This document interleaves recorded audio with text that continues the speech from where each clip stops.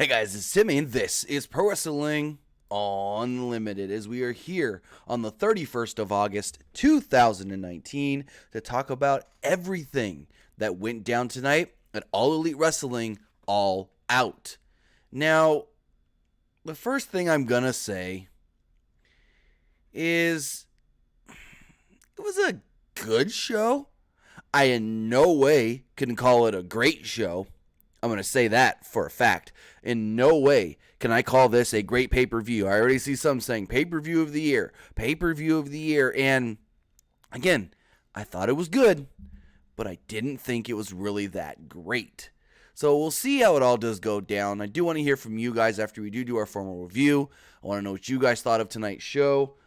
And yeah, let's see who is here with us in the live chat as we go. Oh, dang. Fast car going by. We do have Henry Mechanical Valio, Sinclair Saturday, Jeff Guevara, Jehovah, Broken Dreams, Kristen McNutt, Under Channel, Gabriel Perez. Well, let me know in the live chat what you guys thought of tonight's show. Again, we will be taking calls a little bit later. Not at the moment. Again, we got to go through the review of the show first. And before I review it, there's one thing I got to say. And that is, give me 1 second here, that everyone complains, oh, WWE, they do these long shows. WWE shows are way too long. Why did WWE do 5-hour shows? Tonight's show is a 5-hour show, and quote unquote, no fan complained. So, I mean, it's like, you're going to complain when WWE goes long, but then when AEW does it, oh, it's fine. I don't know. I see a lot of you asking about Kylie Ray. I don't know anything other than there are some rumblings that she could be done, that she may be done with wrestling altogether. I'm not going to say any more because I don't know. I really don't know. I see Henry keeps asking if it's true. All I'm going to tell you is that all I know is what was tweeted out today by a few different people. And I'm not going to try to say more. I'm not going to speculate because from what I've kind of heard over the last couple of weeks, I'm just going to tell you, I don't know anything. I've just heard that she could be done. And then there was those couple tweets that came out today saying she could be done and it's for her to talk about what happened, what's going on. So as far as why she's no longer wrestling, why we haven't seen her since Double or Nothing, why her name hasn't been mentioned at all, I don't know. Maybe we'll find out next week. Maybe we'll find out next month. Maybe we'll never find out. I mean, eventually we'll find out. But as of right now, I think it's just best if we just wait and see if she announces anything, if she says anything, because like I said, rumblings I heard was something that it's got to be something very personal. So, as we get going here, if you do want to text into the show right now, you can do so at 510-906-1341, 510-906-1341. Again, we will be taking calls after we do the normal review. So the show kicked off technically on the buy-in. On the buy-in, we did see the Casino Battle Royale. Starting off the Casino Battle Royale, Leva Bates, Fabi Apache, Priscilla Kelly, Solandra Royale, who I had actually never heard of before, and Nyla Rose. Those were the first 5 women in this match. And it was okay of a match. Not going to say that this was a great battle royal or anything, because there was a lot of mishaps in this battle royal. Just going to say that. And they tried to compensate with the camera angles, and it still didn't help. So Nyla Rose eliminates all 4 women, the 4 other women that started with her, rather quickly. She just dumps them all out of the ring within the first 2 minutes. And then the next 5 come out. The next 5 women do come out. And it's Tennille Dashwood. No. I skipped one. Penelope Ford, Shazza McKenzie, Sadie Gibbs, Big Swole, and Britt Baker. McKenzie was eliminated quickly. Rose did a double choke slam. Big Swole was way over with the crowd. So was Britt Baker. Big Swole and Nyla Rose had a quick little encounter. And then Rose just, again, dominating early. Out next, we would get to Neil Dashwood, who was a surprise. We got word last night it was Sports Illustrated that she was going to possibly be on the show. Neil Dashwood, B. Priestley, Brandy Rhodes, and Awesome Kong. And hey, who would have guessed it? Brandy and Awesome Kong going out together. So before B. Priestley can even get in the ring, she was jumped and attacked by Britt Baker.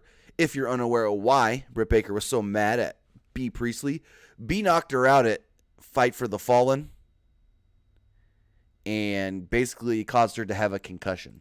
So that's why B. Priestley, and there's basically a built-in feud there now with B. Priestley and Britt Baker. So a lot of women trying to, multi-team up and go against Nyla Rose, but Nyla Rose just wasn't having any of it. Awesome Kong and Brandy Rhodes worked together a little bit before the next team came out. The next group came out, and it was Allie, Nicole Savoy, Teal Piper, ODB, who got a really great reaction, and Jazz, who also got a good reaction. The crowd just went into an all-out ODB chant. ODB, ODB, ODB. So I liked that. I did not expect ODB at all. That was one of those names where it's just like, oh, hey, I completely forgot about ODB. So at one point, the four, I guess you could say, power women in the match all kind of squared up. It was ODB, Nyla Rose, Jazz, and Awesome Kong. Big pop for this. Baker then eliminated Awesome Kong at one point. Jazz was eliminated, just randomly tossed over. Kind of weird just how quick and random Jazz was out of there. Brandy was eliminated too here. The Joker entrant then came out, and at first they're just on the ring. All you see is the ring and all the women in the ring. You don't see you know that the timer has gone off. The Joker's supposed to come out. The announcer's like, "Who's the Joker? The Joker's coming. Who's the Joker? Who's the Joker?" And we don't see anything. And you hear the crowd just go nuts. And I'm like, okay, well, crowd's liking it. Who is it? And then finally they shoot to the top of the ramp, and it was Mercedes Martinez. What an amazing, unexpected surprise. I think that was great. And unfortunately, because Hangman had won from the Joker back at Double or Nothing, we knew Mercedes wasn't going to win because they weren't going to have the Joker go over again. So it kind of solidified that, she's not winning. And got a huge reaction from the crowd here in Chicago. A real superstar. Everybody just loved seeing Mercedes Martinez. So Sadie Gibbs did a press slam to B. Priestley. She kind of botched it a little bit. Regardless of that, she was eliminated by Priestley 30 seconds later. Final four came down to Britt Baker, Mercedes Martinez, Nyla Rose, and B. Priestley. Props to Caliber for calling a Namagiri kick during one of Baker's spots. Mercedes Martinez was eliminated. She was thrown over by, I think it was B. Priestley, and then super kicked by Britt Baker. Next eliminated was B. Priestley. She was thrown over the top rope, but saved herself on the apron until Baker hit her with a nice forearm. And then they kind of messed up the finisher, in my opinion, a little bit. It wasn't really messed up. It just could have been better. So Britt Baker hits the forearm on B. Priestley, but then she just leaves her arm hanging over the top rope, but kind of looking back at Nyla Rose. And I'm like, why is her arm hanging? What are you doing? And then B grabs the arm. I'm like, oh, okay. But Britt Baker doesn't acknowledge that B. Priestley has her arm until Nyla Rose starts running at her. Then Britt Baker turns her head, looks down, oh, hey, she's got my arm. And then Nyla dumps her. That could have been done a little better. We could have maybe saw a little more struggle from Britt Baker as far as, oh, crap, she's holding me here. Here comes Nyla. I'm going to get eliminated. Uh-oh. So I didn't like that in a sense, but hey, Nyla Rose did end up winning. Nyla Rose moves on to AEW on TNT in Washington, D.C. for an opportunity to become the first ever All Elite Wrestling Women's Champion.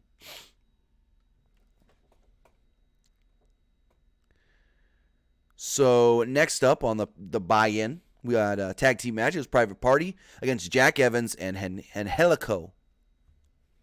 Angelico and Cassidy were in first. I don't like, before I go into this match, I don't like the entrance, the way they're announced coming down to the ring when Justin Roberts is like making their way into the ring from somewhere where you need an invitation or something like that. He's like,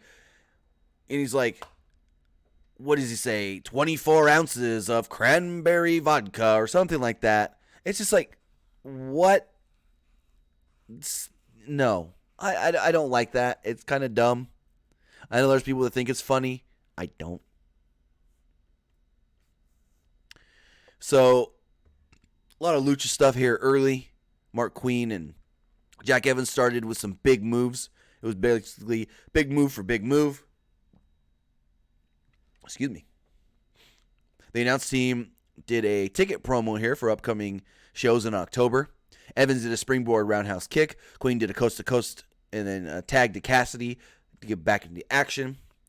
The latter hit an acai moonsault to the floor, and Angelico then did a modified springboard cabrata back into the ring on Evans for 2. Crowd started chanting, "Private Party! Private Party!" Private Party did a few innovative double team moves here. Then Queen landed a shooting star press on Evans that had a lot of hang time. A lot. Cassidy was the legal man and pinned Evans.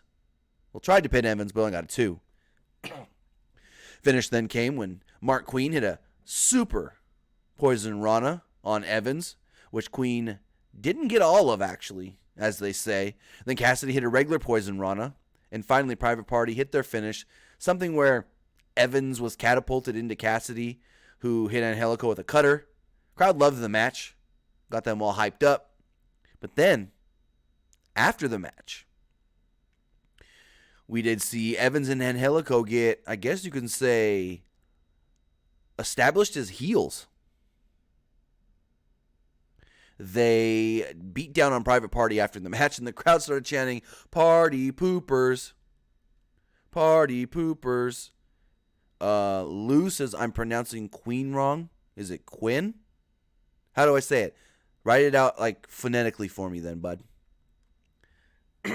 That's right. Under channel. It's called the Gin and Juice. You're right. So I guess Angelico and Jack Evans are now heels in All Elite Wrestling.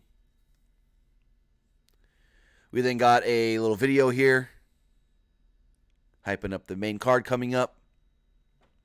Quick promo with MJF. Had some comments about Cody and Spears, about him not having a match. He said he asked to not have a match tonight, so that way he can be in Cody's corner. Jim Ross then made his way out to the announce booth, standing ovation from the crowd. All 3 announcers went over highlights for, not highlights, but recaps of what we could expect going into tonight's show. They tried to show every fan in the crowd during this. Tried to show this as a fun experience that you shouldn't miss, I guess you can say. And that wrapped up the buy-in.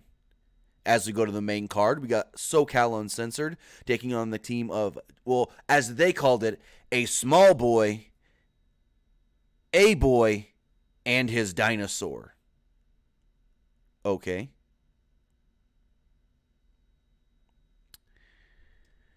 So SCU came out, did their promo inside the ring, got the crowd to go SCU, as they always do. SCU, let's see, where was I? Jungle Boy, going to be a big star. I'm going to tell you that right now. This crowd, everything Jungle Boy does, this crowd just goes nuts for. And I also think it's funny that a lot of this match, JR kept calling him Jungle Jack. Jungle Jack. Excuse my voice, I'm a little sick. So if my voice sounds like it's kind of like going in and out, that's why. A little stuffed up, a little scratchy throat. But I thought it was funny. Jim Ross kept calling him Jungle Jack. He did it multiple times, actually, throughout this match. So Luchasaurus is very popular as well. Marco Stunt was in the match and flossed and then did a Frankensteiner. He came off just so short. And I've seen him in person. I saw him in Vegas Double or Nothing weekend. He's small. And he looked even smaller here on television. Him and Jungle Boy did dives onto SCU. Then Luchasaurus did a move where he bounced off the ropes, ran across the ring, then jumped up and then used the middle rope with one leg to propel himself over the top rope into a front flip to the outside. Good way to get the big man over the top rope, that is. SCU returned some offense here. They were suddenly evil heels. Daniels mocked Stunt and did his own version of the floss. They worked over Jungle Boy until Jack, as Jim Ross kept calling him, was able to make it to his corner to tag in Luchasaurus. He did a lot of kickboxing here. Even Arashi, how did they say it? Arisa Hashiki Brazilian kicks. That's what Excalibur called them. He went on a tear and did a lot of choreographed looking Muay Thai kicks and kickboxing maneuvers on all three members of SCU. Looked good, but you can tell that he practiced it. All three members were then bumping like crazy for Luchasaurus. Luchasaurus has a slight Tom McGee softness to him when he strikes. He then went wild on all three guys again as the crowd was just going nuts, even garnering a standing ovation at one point. The match was over after a few more high spots, followed by SCU hitting the best Meltzer ever on Jungle Boy for the win. I was shocked that Jungle Boy actually took the pin. I thought if they were going to lose, just pin Marco Stunt. Real good showcase for the, I guess you can call me younger guys, even though Luchasaurus really isn't younger than Scorpio Sky, but hey, great match. SCU matches are always good to start off the main card. And then we moved into Pac, or as everybody called him tonight, Pac. So I don't know if we've all been saying it wrong or if everybody tonight said it wrong. Peter says, I think Stunt took the pin. I could be wrong then. I wrote Jungle Boy in my notes. I wrote they hit him best Meltzer ever on Jungle Boy for the win. That's what I saw. I could have been wrong. So Pac as JR, Golden Boy, Excalibur, and Justin Roberts called him Pac. I want to know, have we all been saying it wrong, or did they all say it wrong tonight? Under Channel says everyone said it wrong. So everyone tonight, because I've even heard him say it as Pac. The bastard Pac. Or that's probably not a good, I don't know.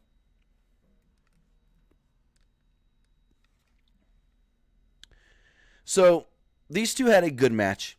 I think it may have been better if it was Omega and Moxley, but we'll see.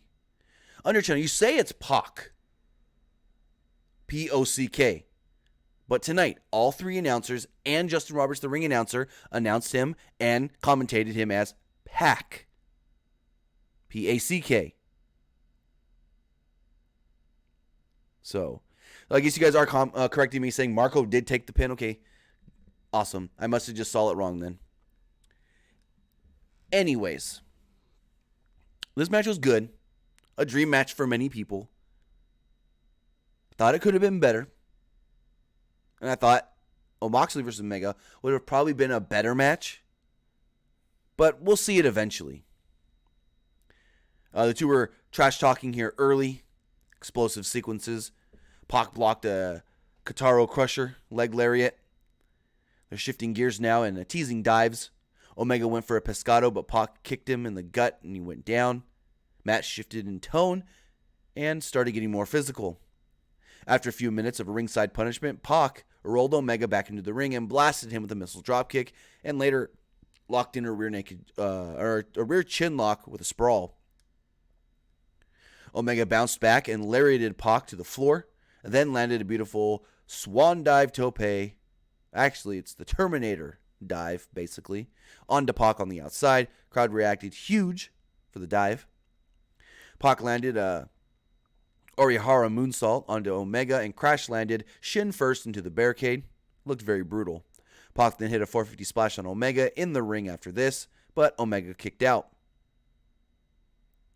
Omega launched a return attack, landing a number of big moves, including a sky-high spinebuster. At one point, Omega lifted Pac on his shoulders, then caught him midair and threw a German suplex for a close 2. There was a nice loud peek from the crowd here. They started booing Pac when he started to get back on the offense. He hit a back body drop on Omega. Finish came when Pac locked Omega in his brutalizer crucifix submission and didn't make Omega tap out, but Omega passed out. They fall to the mat. Technically, the ref could have just counted the 3 here because when they fell to the mat, Pac had a perfect crucifix pin, but the referee looked at Omega, said, hey, he's passed out. I'm calling it. Pac wins. Very shocked that Omega took the loss. And now the question is, would Omega have lost if the match was against Moxley? Now, Pac, we see him again, not on television, not on pay-per-view, but afterwards on their post-show, which I will get to at the end because it does set up a new match for Pac, which is an old match for Pac at the same time. So next we had a match that I didn't particularly care about. The triple threat Cracker Barrel Clash. Jimmy Havoc, Joey Janela, and Darby Allin. I felt just like in the ladder match, too many just pre-planned spots here.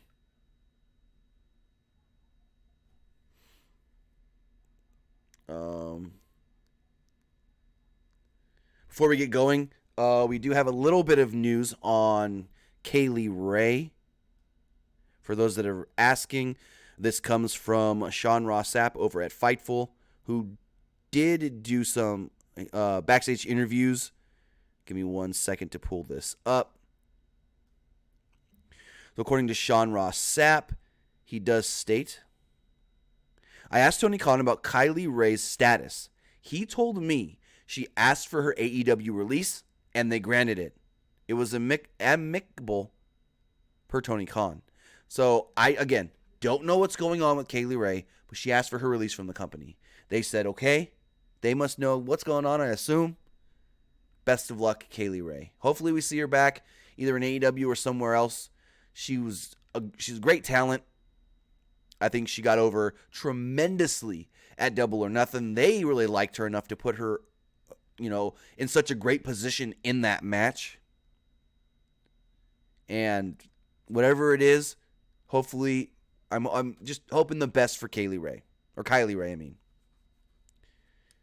But she asked for her release. She was granted her release. She's no longer with the company. Also, according to Sean Ross Sapp, Tony Khan did tell members of the media that All Out will be a yearly show, Labor Day weekend in Chicago, Illinois. So if you were ever hoping, hey, All Out come to my city, All Out's always going to stay in Chicago. Whether it stays in the Sears Center or moves over to the Allstate Arena or maybe even the Ford Field, we'll have to see. Yeah, I know, Shadow Prodigy. I watched the show today, NXT. She won the belt, Kaylee Ray. It's Kylie Ray. I know. I corrected myself already. But yeah, it's unfortunate. Something happened. She asked for her release. And yeah, that was it. So back to the match. Again, the Cracker Barrel Clash.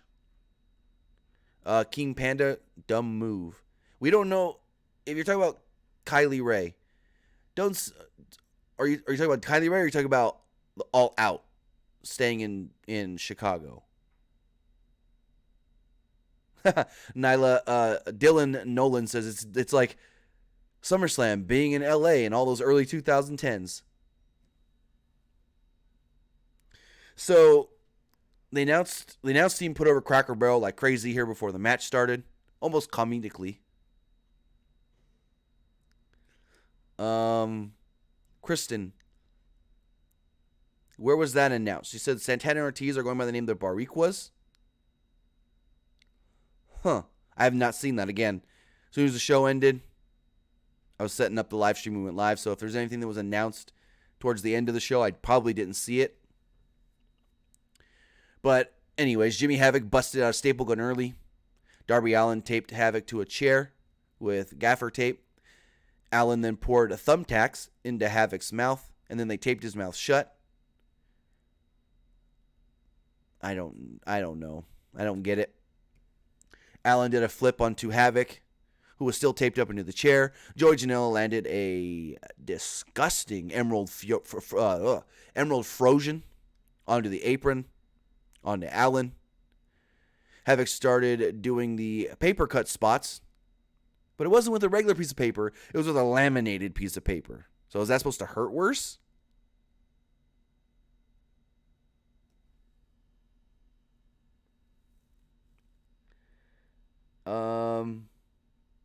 I don't know.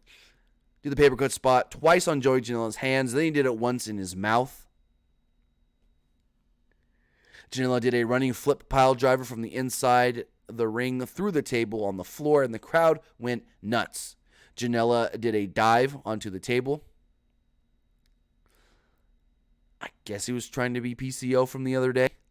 PCO just did a random dive to the outside knowing there was nobody out there. People started chanting for Cracker Barrel at this point. Okay, Kristen says she heard the announcers call him the Bariquas. Gotcha, I didn't hear that. Darby Allin recovers here after the table spot and brought a thumbtack-covered skateboard in and did an ollie on Janela's back. The same spot Allin and Brody King did way back when, really, in PWG. This was a complete car wreck of a match. More just carnage. I don't even know where to go from here. There was one spot where I think it was Jimmy Havoc was laying on the ring steps. Darby Allin then goes to the top rope with a barrel, puts the barrel behind his back and does the coffin trust fall drop. Can't see anything, hoping that he lands on the damn steps and just falls on the steps on the barrel. Barrel busts everywhere. Like, I'm surprised that pieces of that barrel didn't fly into the crowd the way it busted. And so then in the ring, they used another barrel. Havoc superplexed Janela off the ropes onto the barrel. Joey's leg barely caught the barrel, so barely broke it. So he's like, hey, I got to bust this barrel too. Finish saw Havoc land a Rainmaker, which they actually called it a Rainmaker, through the barrel for the victory. Very violent match that I really didn't like. Then we got a match the crowd didn't care about. It was a Dark Order against the Best Friends. Winner of this match goes on to skip the first round of the AEW Tag Team Tournament. So Dark Order had their masked minions with them. Best Friends hugged and did a parody of the Kazuchika Okada Rainmaker pose. People started chanting, spooky perverts. Excalibur confirmed this on commentary. That's that what they were saying, in case we didn't know. Evil Uno, dominated Trent Beretta early. Excuse me. Trent made a hot tag or so onto Chucky T, who landed a Tope Con Hio onto Dark Order. Stu Grayson landed a crazy-looking tornado onto his own guys, actually. Not sure why, but yeah, took out his own guys at ringside. Dark Order did some cool double team moves, but the Best Friends kept kicking out. Crowd was kind of getting into it towards the end for the Best Friends. Trent almost pinned Grayson until Uno pulled him off into the floor. Minions beat him from behind the referee's back. Dark Order hit the fatality on Chucky T to win. Probably the weakest match of the night. Crowd just really didn't care. They liked the Best Friends, but they didn't really like the match itself. Sinclair Saturday says, hey, does Impact own the name LAX? So, from my knowledge, Impact told all their wrestlers that when you leave, you can use your name and gimmick.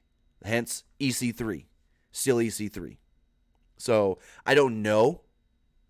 We'll have to see. So, after the match, the minions grab the best friends, and they start to take them out like druids.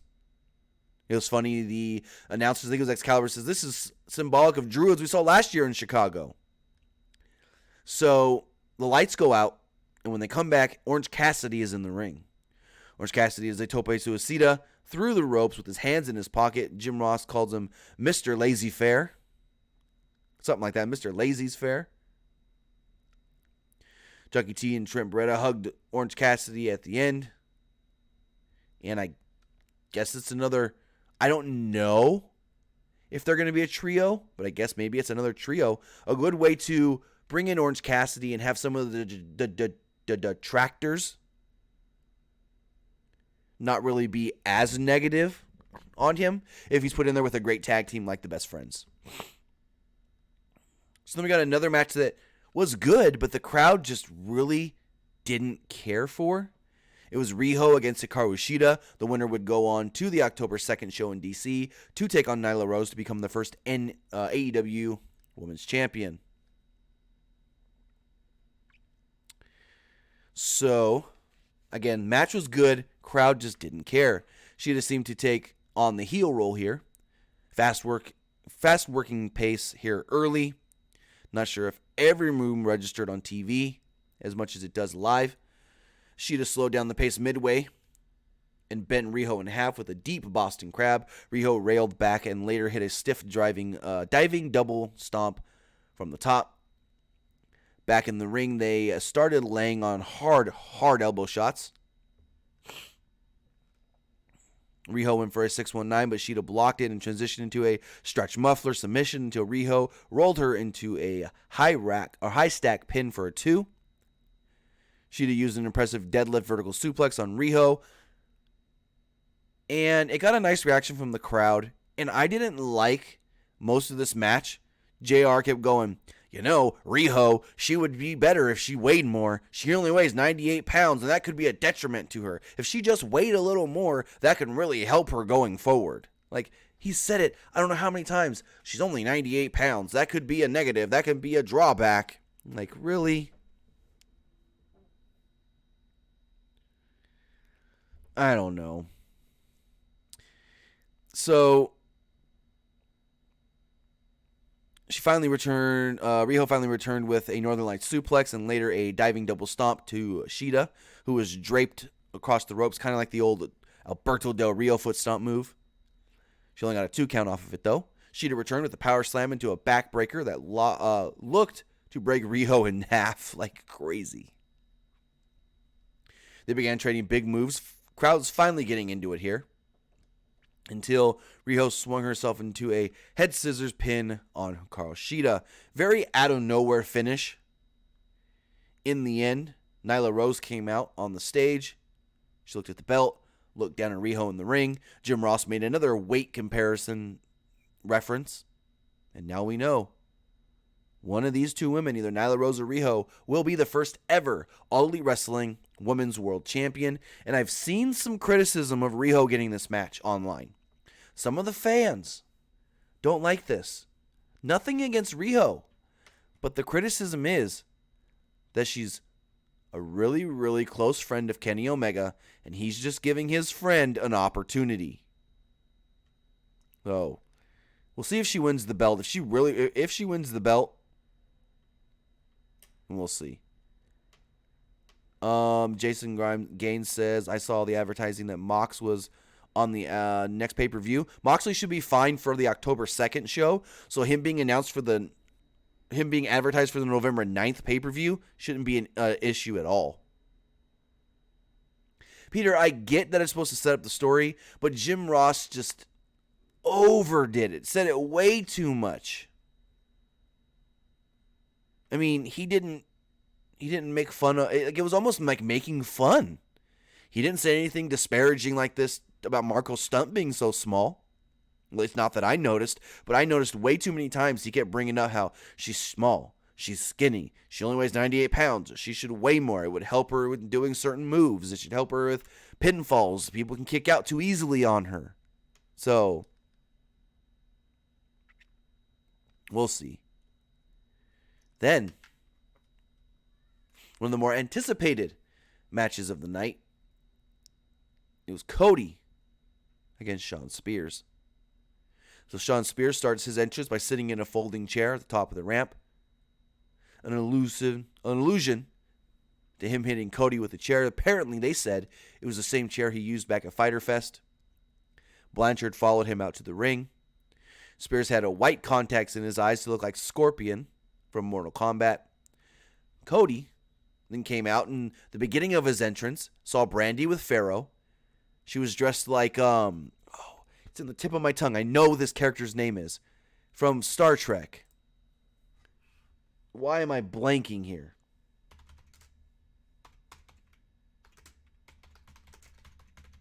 I'm going to feel dumb when I Google this really fast. Because I know this. Why can't I?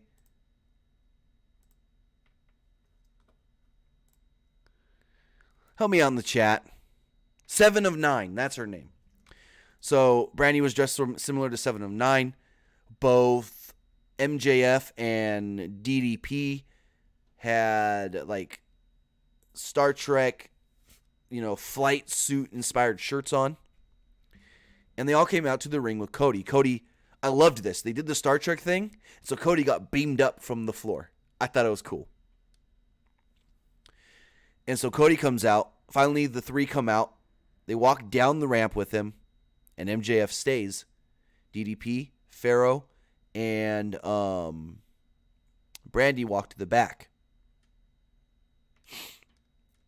And I was like, okay, MJF. Odd choice, but okay. I thought, surely MJF has a turn, but he didn't. So, match starts out before it even technically starts. Abel, DDP wasn't just in a red shirt. He was in a red Star Trek looking shirt, like Star Trek style shirt. But anyways, so as Cody comes down, Shawn Spears gets out of the ring. Cody runs in the ring, runs across the ring, and dives onto Shawn Spears on the outside. The two start fighting into the crowd, like just going all around the crowd. And they finally make it back to ringside. King Panda says, MJF's playing the long Kong. Very true. He's got to get what he wants out of Cody first. So production got an amazing shot of Cody posing in the ring while they chanted for him. Tully Blanchard snuck over to Cody while MJF distracted Earl Hebner and landed a low blow. They started talking on commentary how, MJF distracting the referee, that's a rookie move. He just hurt Cody there for a second. Big boos from the crowd when Cody gets low blowed. Cody hit a not good looking Frankensteiner on Spears off the top rope. MJF, kept trying to involve himself and yelled at Hebner to do his job properly at one point. Spears went to hit Cody with his own weight belt, and the referee said he would disqualify him if he did so. So the referee went to take the belt away, and Spears was given a regular belt that he hit Cody with a couple of times. I guess Earl Hebner's gimmick in AEW is I'm tough and dumb. I don't know. A lot of stuff he overlooked here. Cody fired up and started no-selling the belt shots, and the crowd really went nuts for it. He landed a jump kick to the face of Spears. At the 20-minute mark, both looked just completely exhausted and rolled to the floor. Spears gave Cody a running Death Valley driver onto the stage, the ramp. Spears made it into the ring, and Hebner started the count. Cody got back in the ring. His back looked welted up here, really tore up. Cody was able to make it back into the ring somehow, and sneak a crossroads in, but Blanchard broke up the count. Blanchard and MJF then kind of got into it in the ring and started choking each other until Spears took MJF out. Blanchard started stomping MJF at ringside until out would come Double A Arn Anderson. The roof may have disappeared how loud they popped for Arn Anderson. But there's one thing I'm going to mention at the end of this match that could almost keep this going. Maybe. We'll see. So, Arn Anderson comes out, and the referee, again, Earl Hebner's distracted. And Arn Anderson had this look on his face like, I don't care about this foolishness. He got into the ring. He squared up. Shawn Spears turns around. He hits him with a double A spine buster. Crisp is all crisp. He couldn't have hit that spine buster any better. Blanchard had no idea what to think. Went crazy like they were royally screwed. Cody hit a bowling shoe ugly draping DDT and then teased a chair shot. Spears begged off. Cody then landed a disaster kick while Spears had the chair in his hand. He then planted Spears with the crossroads. And it was funny because right before this, when Cody doesn't hit him with a chair, JR goes, well, looks like Cody's at a little bit of a crossroads here on what he should actually do and not do. And then he hits the crossroads for the victory. And I think it was Excalibur goes, great foreshadowing, Jim. So Cody wins the match. MJF kind of has the chair in his hand like, am I going to hit you, Cody? And then throws it down like, I wouldn't do that. They celebrate in the ring. And yeah, that was it. Good match. But here's the thing. So Arn Anderson comes out, hits Shawn Spears with the spine buster. Some can say leading Shawn Spears to a loss.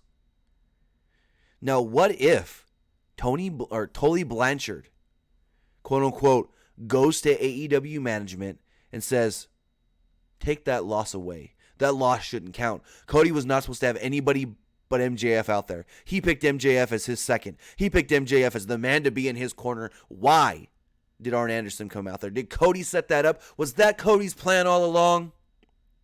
It was in the contract that Cody was only supposed to have one person at his side, nobody else. So Tully Blanchard could fight the case of that match shouldn't count. That should not go against Shawn Spears' record because Arn should not have been out there.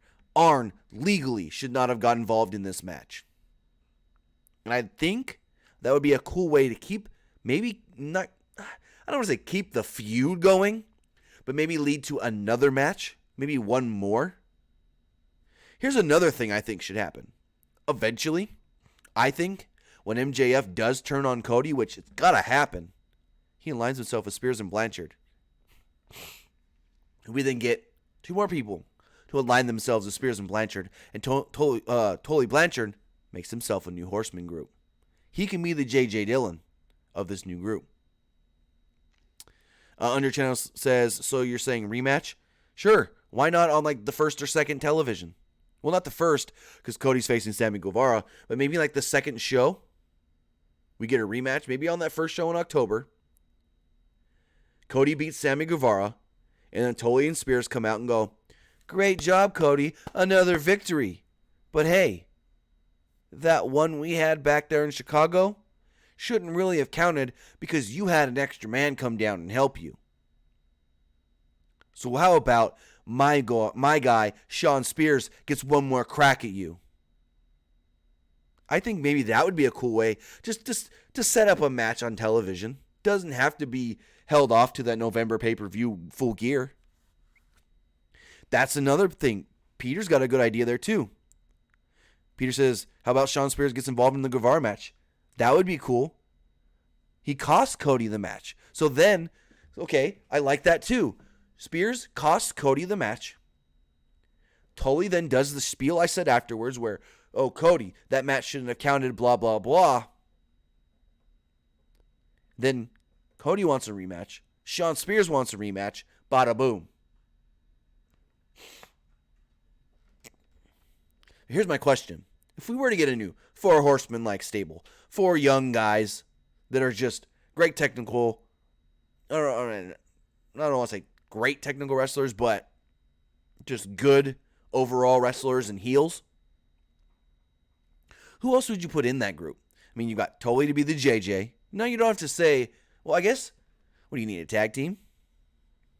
Because you got the singles guys in Shawn Spears. You could throw MJF in there. But who else? Let me know in the chat or in the comments below if you're watching this later. So then we got the ladder match. How do you say it? Escalara de la Muerte for the AAA World Tag Team Championships. And I got to say something here. Is it me, or has Justin Roberts changed the way he's announced? So back in the day, his announcing was very, what's the word I'm looking for? Aggressive sounding. Powerful. He would announce John Cena, and he would be like, John Cena! And he would just have all this power in his voice every time. But now, he's really breathy, this Justin Roberts. Now he's more like the AAA World Tag Team Championships. He's really breathy. He throws some of that power out there sometimes. But like when he did Kenny Omega's entrance, or no, Hangman Page, he was like, Hangman Adam Page. He like changes the dialect in the middle of names, and he gets very breathy. It's weird. Jason Dalton, Ric Flair ain't ever going to associate himself with AEW, at least as long as his daughter is the top woman in WWE. So, we got this match for the tag titles. And again, just like that Cracker Barrel match, just a match of pre-planned spots. Crowd absolutely loved the match. But I really didn't. There was too many times in this match that you can see the guys, okay, I know what my next spot is. Okay, the spot's set up. Okay, boom. It was just too much waiting at points. Too much, oh, that ladder's there and those tables are there because of that. Everything done was at a good pace and in a good rate. But you could just tell how much of this is planned out beforehand. And some of the times when they had to wait a second. Like, here's the thing. Well, I'll wait till I get to that spot. So, Bucks came out wearing masks with antlers on them. Cool. They exchanged catchphrases early on in this match. They did the Cero, Miero, or however you say it. And then the Young Bucks would go, Cero, Huevos. It's cute. So, give me 1 second to check something here.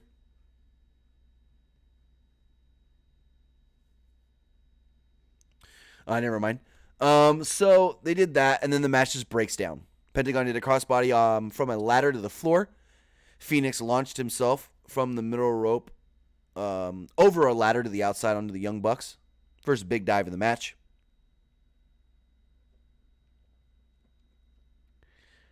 So Brad B here says they were doing gnarly shit that's dangerous. Yeah, it's very planned and careful. I get that. But at the same time, I'm just going to skip forward. So there was a spot where on one side of the ring, there was a table and a ladder. On the other side of the ring, there was a table and a ladder. Matt Jackson gets put on one table. Pentagon gets put on another table. Nick Jackson climbs on the ladder over at the side that Pentagon's laying. Phoenix goes over onto the ladder where Matt Jackson's laying. Then, here's where this is the spot that pulled me out of this match. Nick Jackson's up the ladder first. He's just sitting there, standing there, looks over at Phoenix. Phoenix finally gets to the top of the ladder. Nick Jackson waits for Phoenix to get to the top of the ladder. He's just staring at him. Finally, Phoenix is up there. Phoenix looks over at Nick like, all right, I'm good. And then they do tandem dives. No, fuck that. If I was Nick Jackson, I'd go pull fucking Phoenix off of that ladder, or I would be Phoenix and pull Nick Jackson off the ladder so my brother doesn't get put through a damn table. That's the spot that pulled me out of this match. Before that, I was like, they're doing some cool shit. But that was the spot where Nick Jackson waited for that cue, for Phoenix to climb up. Now, if it was Matt Jackson and he was waiting and they were both going to go through the Lucha Bros, completely different. But for you to wait for your opponent to set up to drive your brother through a fucking table? Yes, I just cussed because that's how much I hated this spot. Nick shouldn't have waited.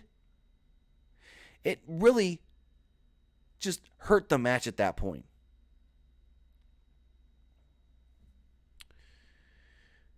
So,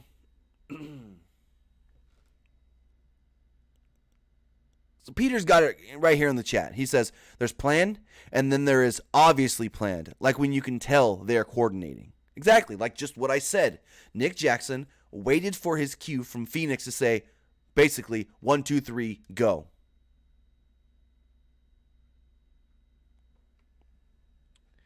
Marcus, you're right there with Matt Jackson at the end. Matt Jackson had the match won. So, let me run down this match, and then I got to talk about that end, because that also pissed me off. The end of this match, Young Bucks Matt Jackson made himself look like the dumbest fucker in the world at the end of this match. So Phoenix and Nick Jackson did a spot where they sprung from the tops of ladders, like I said, at the same time. Penta and Matt Jackson did cutters on their teammates from the adjacent ladders. Then both speared Nick and Phoenix through 2 tables. Pentagon screamed something in Spanish that I wasn't sure of at Nick when he loosely translated to, which I think the announcers tried to translate as, please listen to me. And then went for a chop. But Nick countered, and somehow that led to a corkscrew dive to the floor. Phoenix did a springboard Frankensteiner from the top rope onto a ladder. Crowd started chanting for AEW here. Pentagon showed off some mild flying. Nothing too flashy, but cool enough to excite the crowd. Nick did a swan dive, tope con hilo, to the floor onto Pentagon.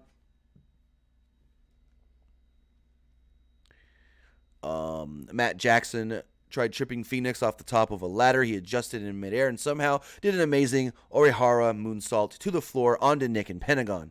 Moments later in the ring, Penny used a sling blade from atop of 2 ladders. Crowd went nuts here, started chanting, "Fight Forever."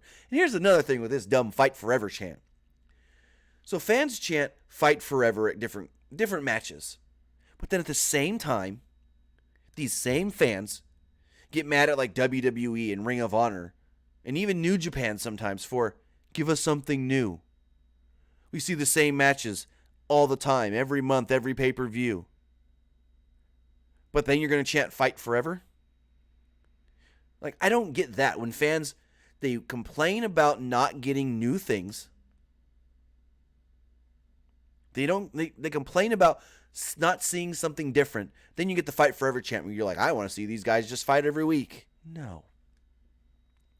Nick Jackson dove under the ladder, but over the top rope to the floor. Like, how is this guy not injured? Pentagon did a Canadian Destroyer on Matt Jackson from the top of a ladder onto a table.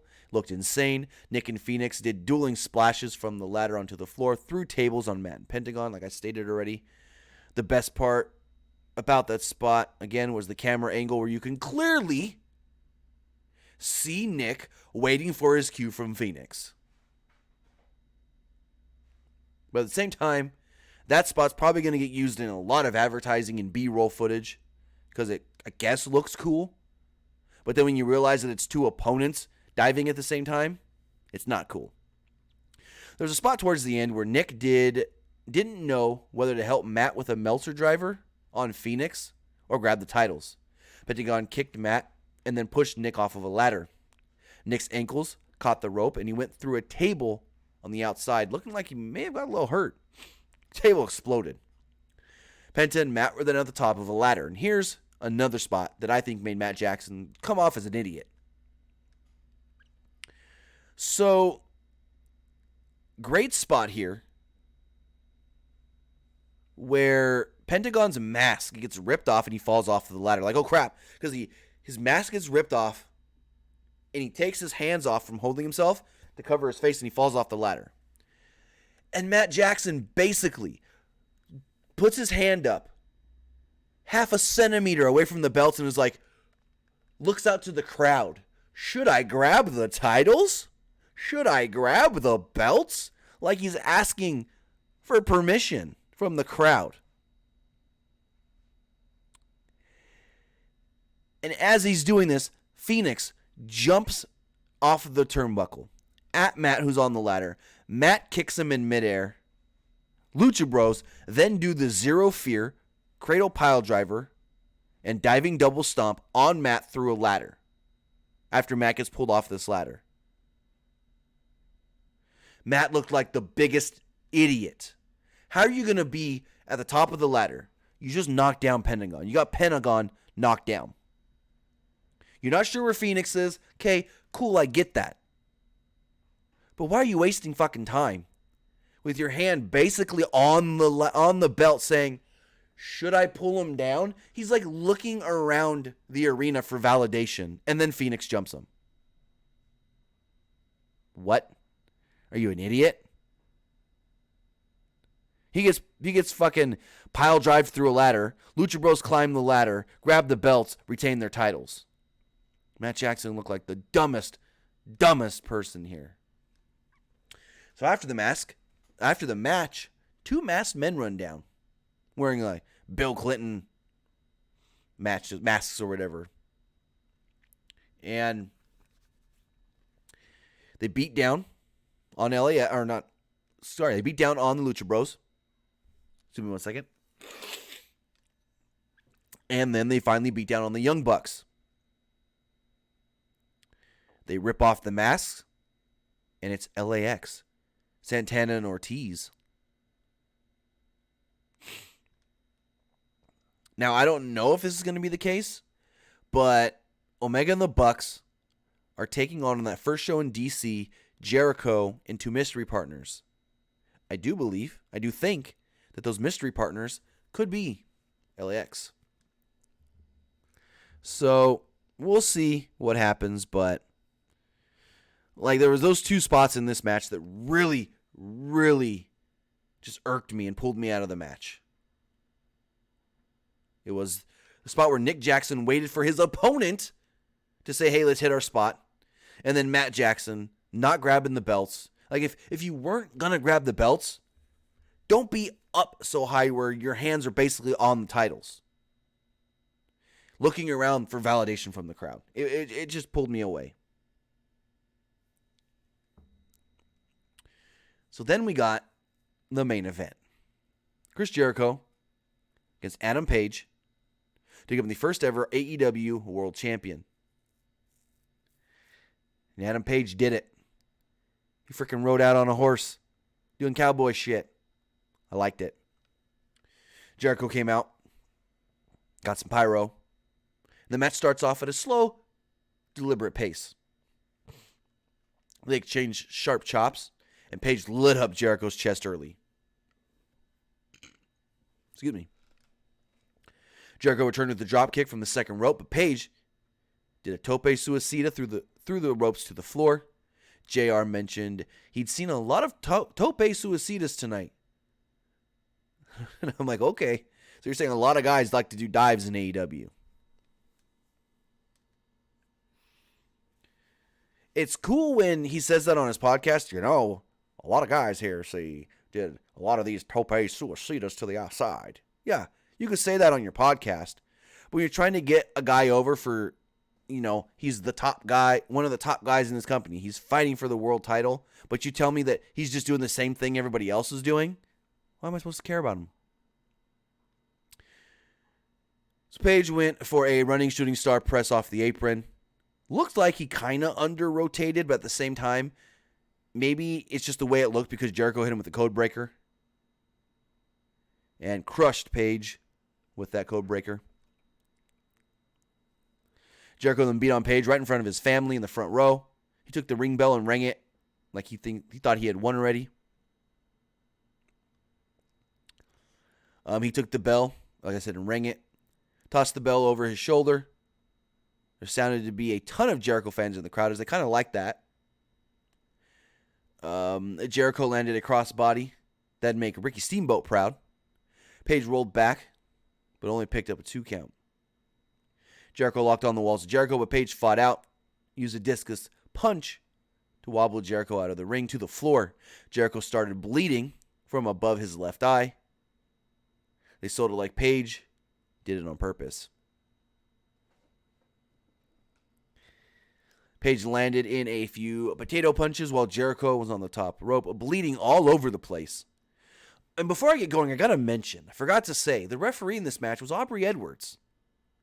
They did state in commentary that she is the first ever female professional wrestling referee to referee a main event world title match. Good on her. Great referee, that Aubrey Edwards. Jericho and Aubrey Edwards had a few words here in the middle of the ring. Jericho backed down, though. Page used their tiff to knock Jericho to the floor and landed a big moonsault. He then went for the buckshot facelift, but Jericho countered into a code breaker and a very close near fall. Page put Jericho out with a dead eye, his reverse tombstone. Only got a 2 count from it. Huge pop from the crowd when he hit it. Crowd gasped when Jericho kicked out. He then hit the buckshot lariat for a 2. Jericho, then out of nowhere, blasted him with a Judas effect back elbow as Page missed a discus punch. And as he hits the elbow, 1, 2, 3, Page is defeated. Jericho, champion. That Judas elbow, they're really putting that move over as a deadly one shot and you're done. Really great match. I think both guys looked really good here. Even on commentary, they said something like, even in defeat, Adam Hangman Page helped elevate the superstars of All Elite Wrestling here tonight and showing what everybody can do, or something like that. And I see a lot of people in the chat are mad that Jericho's the champion.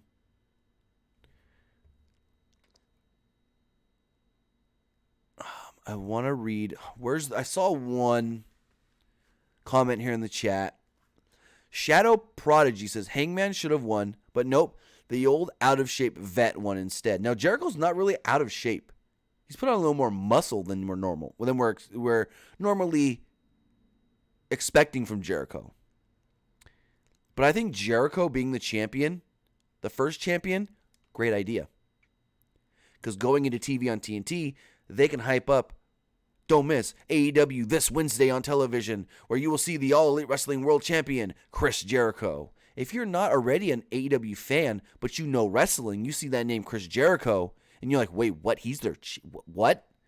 I watched that guy in WWE. What is he doing there? How is he their champion? I got to watch this show. So I think Jericho probably won't hold the title long. I can honestly see Jericho losing the belt to Hangman on November 9th. I can see him losing the belt to Omega November 9th. I can really see Jericho holding the belt till that next pay-per-view, Full Gear, which they did announce tonight. The next pay-per-view is Full Gear, November 9th, from the Royal Farms Arena in Baltimore, Maryland. And yeah. So Jericho's the champ. After the show, they did a quick, I guess, post-show on YouTube. And they showed Jericho with the belt, and he's like, hey, Bucks, I'm the champion. Yeah, you don't have to say anything. I know you're not happy about this, but I'm the world champion. He starts berating other people. Hey, buddy, I don't like your haircut. Hey, big boy, what's going on? I'm the champion. He goes into this room that's set up like a team that just won the World Series. There's plastic all over the walls, and there's food and beverages for him. So they cut away, and they go to Adam Page in front of the media. So Adam Page is talking about his loss when Pac runs in. Well, storms in. And he's like, hey, I came here to All Elite Wrestling, and I saw what I wanted to see. You get beat. And he says something like he's going to take on Page soon. He wants Page still. And then he throws his water bottle at Paige, and Paige is just like, I'm done. Security takes Pac out of there. Paige walks off. We then see some random guy, quote-unquote, present Jericho with the belt. Really, it was Jericho handed him the belt, and then he handed it back to Jericho, and Jericho sprayed him with champagne. So it looks like one feud that was set up tonight was Hangman versus Pac, which we didn't get to see it at Double or Nothing, so we'll see it down the road. They still did push very hard tonight the fact that Kenny Omega still wants to take on Jon Moxley when he's healed. Excuse me. And now I want to hear from you guys. I want to hear what you guys have to say. Oops. If you guys want to give me your thoughts on tonight's show, you can do so by calling 559-475-8473. Again, 559-475-8473 is the phone number if you do want to call in and give me your thoughts on tonight's All Elite Wrestling show. Let's see. We do have a couple of text messages here. Not going to read that one from 585.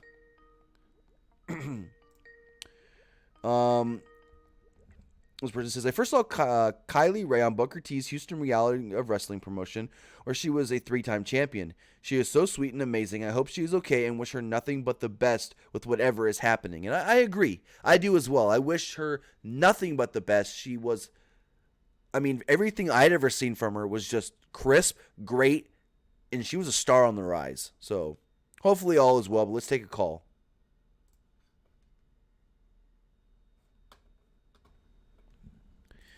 Caller on the air, what's going on? Hey, Tim, how's it going? Pretty good, yourself? Yeah, I'm doing all right. My question is, what do you think of AEW putting over Pac instead of Kenny? Now that I see after the show that they're going into like a Hangman Pac feud, I guess it makes sense, especially if maybe this can be like a number one contenders thing between Pac and Hangman, where Hangman wants to redeem himself, Pac eventually wants a shot at the title, so they maybe make it number one contender. I can see that. Oh yeah. In your opinion, what is with the Dark Order? It seems like the crowd, like, they just don't care about them. No matter what they get cheapies all they want, but they just don't care. To me, the way I saw this show was, if you're not regularly featured on Being the Elite, either the crowd doesn't care about you or they just don't know who you are. They're not bad. They're fantastic in the ring. They're not terrible. Oh, no. There was great wrestlers in the ring tonight. But it's just like, if you're not guys that we see featured every week on BTE, this crowd almost didn't care about them. Dark Order and Best Friends. Yes, we've seen the Best Friends a number of times on Being the Elite, but they're not prominent on Being the Elite. Hence, that match, crowd didn't really care. The women's match with Riho and Hikaru Shida, until like the last 2 minutes, maybe 3 minutes, again, crowd really didn't care. I think that's a dumb reason. Though both the matches, I enjoyed them. I'm just a wrestling fan. I watch WWE. I watch this. I'm just a wrestling fan. I have no favorites. Same here. And the thing is, honestly, I used to watch Being Elite, but honestly, it's kind of lame in my opinion now. It's not as good as it used to be, in my opinion, either. Yeah, I kind of gave up on it. Well, I think that's all the questions I got. Thanks for taking my call, Tim. All right, thanks for the call. Have a great night. Yeah, all right. All right, moving forward, just keep taking calls. As long as you guys call, we'll keep taking calls all night. Caller on the air, what's going on? Hey, Tim. Can you hear me? Yes. Hey, what's going on? What do you think of All Out tonight? I thought it was a good show. I wouldn't say it was a great show. I'm not going to be like these people that are like, oh, best show of the year, greatest show I've ever seen. I didn't think it was any better or any worse than SummerSlam, to be completely honest. Mm-hmm. Okay. How would you rank it as far as proportionate to the other shows. So you're saying like Other based AEW shows. right. Yep. It's tough because I almost can't compare it to Double or Nothing because I was there live. Okay. And I actually have only gone back and watched the main event from Double or Nothing on TV. So, like, to me, Double or Nothing was better, but it could be the fact that it was because I was there live. Absolutely. Yeah, I'm going to be completely honest. I thought tonight was kind of a waste of, my money. Tony Khan, I kind of want to kill that fat fucking nigger. Please, no. Sorry about that. I did not know that that's where this call was going to go. If anybody was offended by that, I completely apologize. Again, I did not expect that language to be said. Again, I apologize. Caller in the air, what's going on? Caller in the air, what's going on? Hello? Hello? Oh, hey. I didn't think I'd actually get through. Oh. What's up? So what did you think of their show tonight? Again, like I told the last caller, I liked the show. Thought it was a good show, but I didn't think it was any better or worse than SummerSlam, to be honest. Yeah, I would actually have to agree with that. It wasn't by any means the best show that I've ever seen, but I don't know. A couple of things really took me out of the show, like hardcore. That ladder match, man. I don't know. That was something else. It was just a bunch of. It didn't have like a good flow to it. It was just a series of spots over and over again to get to an end, and then like exactly. You can at so many different points you could see them like looking at each other like, all right, and now go, and it just I don't know, took me out of it. Everything else was just fine. I enjoyed pretty much all the matches. I enjoyed the main event as a whole. I'm still not sold on Chris Jericho being the first ever AEW champion, just because like I get it from one's perspective. It's like you see a name, you see Chris Jericho, TNT, holy crap, Chris Jericho, I know that dude. But then on the other hand, you got Adam Page, who they've been building up this story with him, and he's been fighting through all this, only for him to get to the championship match and lose to a WWE guy who is now the first. Let me tell you what I think they should do with Page here. Mm-hmm. Page can be that baby face that everybody loves that eventually does win the title. He got beat here by Jericho, yes, but now he can go on a redemption story. Just go on a hot winning streak, maybe win 4 or 5 matches in a row. Then he gets that rematch with whoever's the champion, whether that's another heel, whether that's still Chris Jericho. He can then get that rematch, and then I hope it's still Jericho, because I would love for him to go, like I said, on a winning streak, 4 or 5, 6 matches in a row, work his way back up to it, and then defeat Jericho for the title. He can be like, I wasn't ready for the pressure in Chicago, but now I knew after that match what I had to do for myself to be ready, and then he can win the title. Right. So I guess, yeah, you could, that's one way to go about it too. You know what I mean? Because like it builds more sympathy for because if they are indeed going with Adam Page as the big baby face of the company, that is a good way, because it's like you see him struggle and he gets knocked down, but then he keeps getting back up. So yeah, exactly. I do see that as a good storyline going forward for him. Also pretty excited about the LAX debuting. Hey man, I pretty much called it when they came out in the match. I'm like, that might be LAX, but Boricuas now, I guess.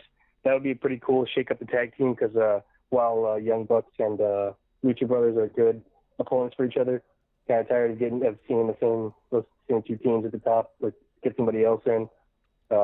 Right. Hopefully future big things for Luchasaurus and Jungle Boy.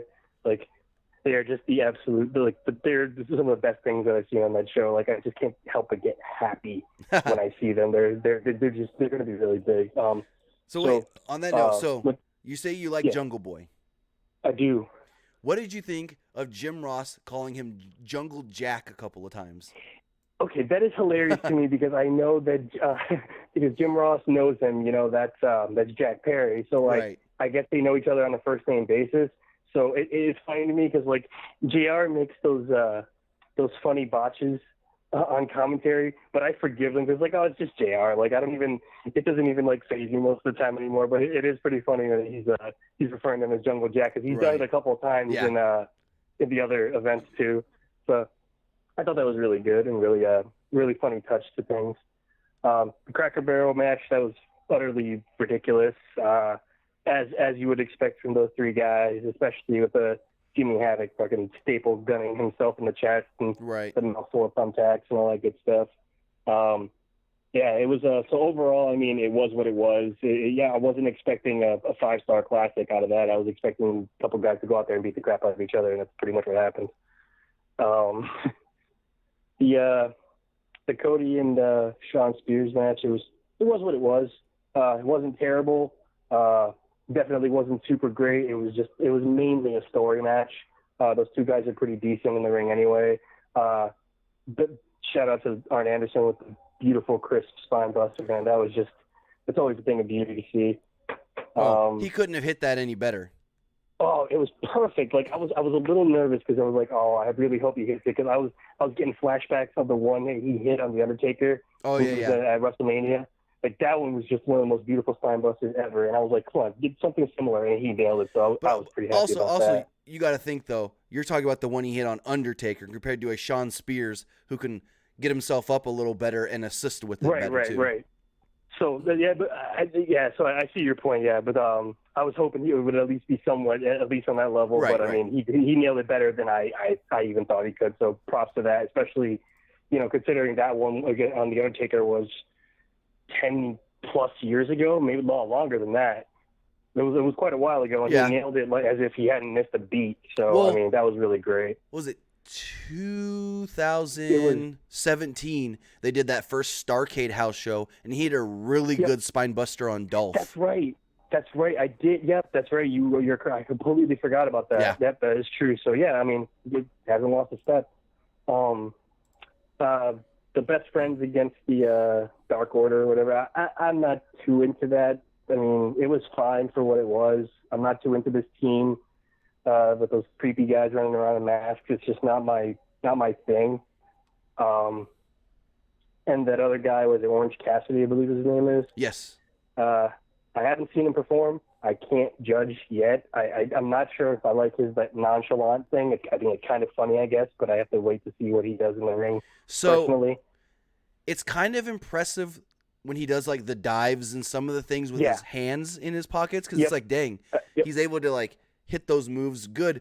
But what pulls me out of his stuff is when he does the slow-mo, like I barely tapped you, you better sell for this move. Yeah. Like, I don't know. We'll see. It took me out of it there in that Battle Royal when he was giving the kicks to Tommy Dreamer. Exactly. And he's just kind of like, I was like, what is this? Like, I get it's supposed to kind of be funny, but I mean, maybe it's just not my sense of humor. Don't know. Yeah. So I mean, again, that match, not terrible, not great, just right there in the middle. The Riho and what's the lady's name? Hikaru Shida. Hikaru Shida. Yes. I said this when I was watching it with my girlfriend there. I was like, this Riho is deceptively good. She has this face where you kind of wouldn't think she's as good as she is, and then you start to see her perform, and you're like, wow, she really is great. And I did notice in the chat, and you were talking about it because I just listened to your review, that they did bring up the fact that Riho is small. JR did bring that up about 562,000 times. I'm on two wavelengths on it. On one hand, it's like, what does it matter? You had AJ Lee, who was absolutely tiny, but yet was kick-ass female, and maybe I can't remember if they ever mentioned the fact that she was sub 100 pounds or whatever it was. Right. But on the flip side, she's going against Nyla Rose. Just have them stand in the ring across from each other, and there's 90% of your story right there. So exactly. I get it, why they said why he was saying it, but I think there is such a thing as overstating it. Right, Because exactly. then it's like, okay. That was my thing as well, that he could have said it a couple of times because of where they're going with her and Nyla, but I think he said it a couple times too many. Right. I agree with that. It was just like, okay, I get it, Yeah. Gotcha. And then, I mean, the main event was what it was. It was a great match. It was a solid match all around. Like, I have no complaints about that. I'm just still trying to figure out in my head if I'm like, I see it on one side, like, yeah, this could be a great arc, but also, like, I guess I built it up in my head. It's kind of like the disappointment, like everybody was like, oh man, where's Punk? Everybody built that up in their own heads. It was never confirmed in any way, and then they just set themselves up for disappointment. I mean, so I guess I set myself up for disappointment, expecting Hangman to win the championship, even though it wasn't like set in stone. Punk said it earlier today. He's like, because he was asked, he's like, you going to All Elite Wrestling? What are you going to do? He's like, no, I'm not going anywhere. I'm going to go home tonight and spend it with my wife, who's been in LA all week. Right. Exactly. I was reading that earlier, but you know how the trolls are. True. They're just going to keep on pushing and keep on pushing it. And eventually, it's just, it's going to be, until he shows up somewhere, it's just not going to stop. Exactly. So, I mean, people build it up for themselves and they can handle it in whatever manner they'd like to. But like this, I think this is a similar situation for me where I was just... Oh, lost the call. Unfortunate there. I don't know what happened. He was talking, and then it's just boom, out. So let's take another call. I apologize for that. Caller on the air. What's going on? Hey, Tim. How you doing, big man? Pretty good. Yourself? This is JD. How's it going? Good, man.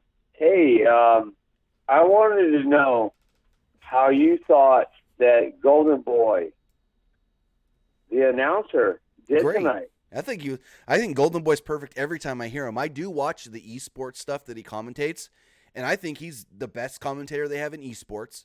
When he did that show for The Rock on NBC, that Titan Games, he was perfect on that, and I thought again tonight, just like he was at Fyter Fest, I thought he was perfect on commentary. Hey, man, that was a complete surprise. I was expecting Tony Schiavone tonight. No, Tony said yesterday when he did his panel thing with Jim Ross that he couldn't be at All Out because he had other obligations because he does commentary for the Georgia State football or stuff, but he will be on the first TNT show. Okay, so tonight was a statement, and tonight they needed to make a statement. Golden Boy, wow, that was awesome. Yeah, he's always great. I like his commentating. I like how he feeded off of the JR and Excalibur, and they kind of bounced off each other, and they sounded really good. Yeah, I don't know how often he's going to be on commentary, but he is signed to the company, so they can use him whenever they need him. Okay. So what do you think about the first women's, well, I wouldn't say women's match, but the Battle Royale? I think it's just like the same issue we have with women's Battle Royals and Royal Rumbles in WWE.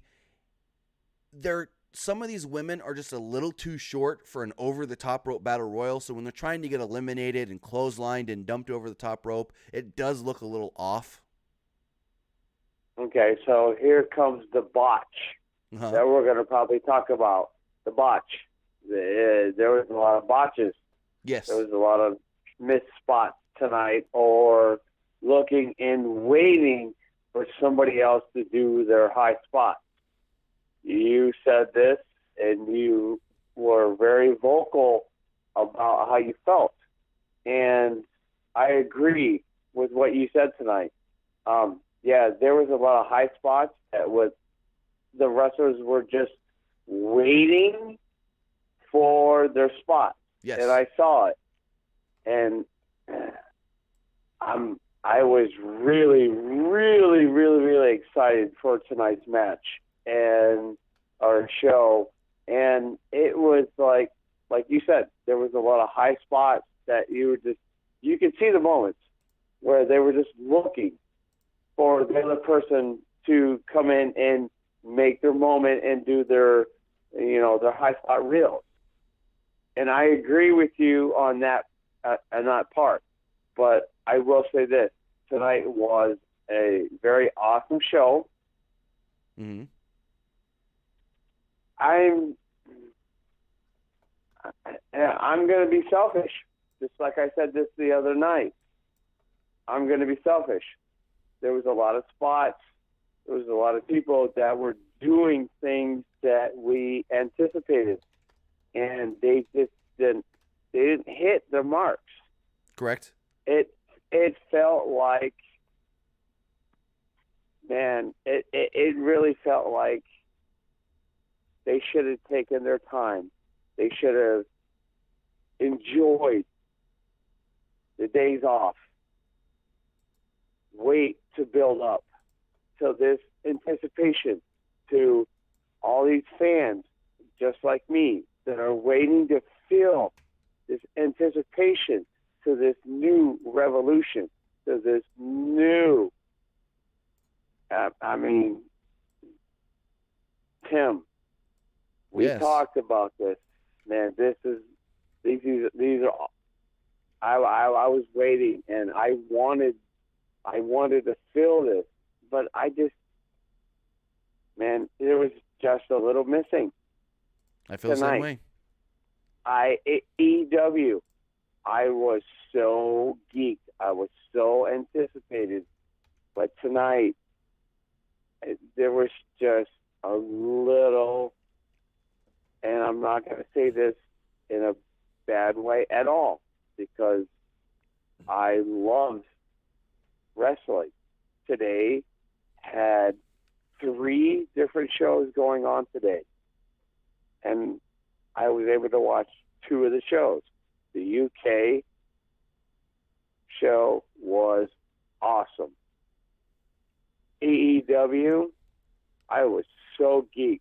I was so hyped and so waiting to watch this show. But man, it was missing something. Now, you said you saw the NXT UK show, and this may not be a popular opinion, but I'm going to go out on a limb and say that, in my opinion, I thought that the NXT UK Tag Team Triple Threat match and the WWE United Kingdom title match were both better than anything that I saw at All Out. And I agree. And I was so hyped to watch AEW. And I completely forgot about the UK match that was happening this weekend. Completely forgot about it. Completely forgot about it. And I watched it today with my son. Mm. And I will agree. That show, literally, it stole the whole weekend. Yeah, because the whole weekend. I was a little disappointed with the women's title match on the UK show because I felt like it was a little short. I'm gonna hate to agree with you, Tim. I'm gonna hate to agree with you because I wanted to see a great show with AEW. With the UK, man, they put on a hell of a match. Oh no, I'm not saying it was bad. I just felt like the match would have been better if it was given a little more time. Yeah, exactly. I'm agree with you, man. I'm completely surprised. I was completely surprised this weekend. And here's a funny thing. I don't know if you heard this. So just like with the regular NXT TakeOver shows, Triple H was live on YouTube and Twitter and Facebook talking about what he thought of the show for UK TakeOver today. And the guy, I don't remember his name, but the guy was like hosting it with them and was like, well, that's all we have with Triple H here. We're going to wrap things up. And Triple H goes, hold on, I got one more thing to say. And he goes, we put on a hell of a show today. There's another organization that came here to the UK and rented some space. But we showed why we belong here in the UK. And there's more shows that are going on today. And Triple H literally looks at the camera and goes, follow that. You know, we talked about this about a month and a half ago that I was surprised that there was going to be 3 shows from 3 different companies on the same exact day. And I pointed it out to you over a month and a half ago. And I called it out. WWE was literally going to try to show everybody up. And what did he do tonight? My anticipation was AEW, AEW, AEW. Exactly. What they had to put out tonight, and what happened? The UK show came out of nowhere and just put. I'm sorry. The UK show was better than the AEW tonight. I'm sorry. I'm going to say I'm going to agree with you. I'm going to agree with you, Tim. As of right now, my match of the year is Walter versus Tyler Bate from this show tonight, or today. What about the Cody Rhodes and Dustin? I liked Walter and Tyler Bate better. So, people crying and the emotions that happened during that match, and seeing people crying in the audience, did move you more than tonight? I'm not taking anything away from that match. Just a question. Right. Just a question. Well, what I'm trying to say is I'm not taking anything away from that match. I was there live. I felt everything that came off of that match. Because I watched that and the main event from Double or Nothing are the only 2 matches I've gone back and watched. And it was a way better match there live than it was watching it on TV. And I liked the match. I loved the match. But I was more myself. I was more into the things that were going on in the Tyler Bate-Walter match. There were many, many times in the Tyler Bate-Walter match where I could not look away. I could not stop watching. You think it's the end. You think Tyler Bate was dead, done, out of there. Yep. And he kicks out again, and he keeps on fighting. And David and Goliath, like you said. Exactly. And I loved Cody and Dustin. Another match where I was all into it at the time. And I loved it. But I just felt like myself, I felt a little more for Walter and Tyler Bate.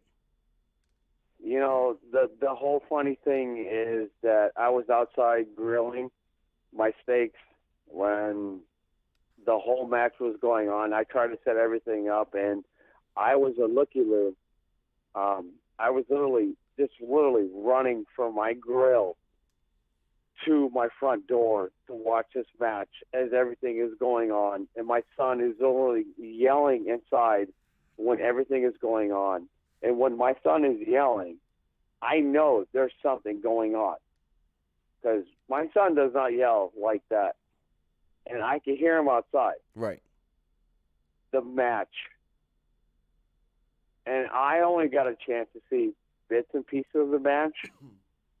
Every bits and pieces of the match was awesome. I'm going to have to go back and rewatch that. I would. Like, literally probably within the next half hour. I'm going to watch that again. Yeah. I mean, that match was just... it was tired. And there was a great story in that match, too, with the whole Tyler Bate being smaller. So there was times where Tyler Bate would get knocked down, but then he would try to, like, pick up Walter, but Walter would just be a little too much for him. And then eventually, towards the end, he mustered up the strength and he picked up Walter. There was a spot where Walter went for a dive. Walter went for a crossbody dive type deal, and Tyler Bate caught him. He got him in the damn airplane spin. And it was just like, and every time we thought, tried to spin him around, yeah, dude, he got him. It was awesome, man. And every time awesome. we thought Tyler Bate was down and out, he kicked out again, and he just wouldn't give up until finally at the end he gave up. After it was kind of funny because there was one spot in the match where Nigel McGuinness compared Walter to JBL because of his size, and then how does Walter win? Walter wins at the clothesline from hell. I heard that. And what was cool about the whole match was, and I hate to say it like this, you know, when Bates was taking those chops from Walter, you guys say it, Walter, which is Walter. Right. When Bates was taking those chops, man, at the tail end, man, he was like, I hate to say it, he was hulking up. Yeah. He would sit there taking it and taking it and taking it. It's like, all right, this is what you got. I'm going to take it. I'm going to keep taking it. Dude, I literally came out of my couch and I literally was standing up and just cheering because I saw what was happening. And I got more geeked on that match. And I was completely surprised that they pulled on, and even though we talked about this, about the match of the weekend, this match blew me out of the water, man. I was completely surprised. Yeah. I think, again, like I said, that Tyler Bate Walter match, to me at least, it's just my opinion. Other people can have differing opinions. I thought was better than anything at All Out. Hey, man, everybody's got opinions, bro. Exactly. But I'm going to agree with you right now. That was the match of the weekend. And you said it. That match can be compared to the match of the year. I think it could be one of the right now, in my opinion. I'm agree with you, man. I'm agree with you 100%. Yeah. That could be the match of the year, man. I didn't think they would outdo the Progress match, and they did leaps and bounds. Hey, man, that match where fucking the rings fucking blew apart was, dude. I'm sorry.